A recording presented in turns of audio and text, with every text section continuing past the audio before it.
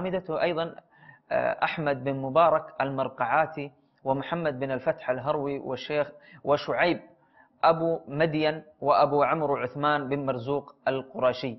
هؤلاء يعني من التلامذة المشهورين في عصره، يعني هؤلاء تلامذة المشهورين للشيخ عبد القادر الجيلاني رضي الله تعالى عنه وأرضاه، الذين اشتهروا فيما بعده.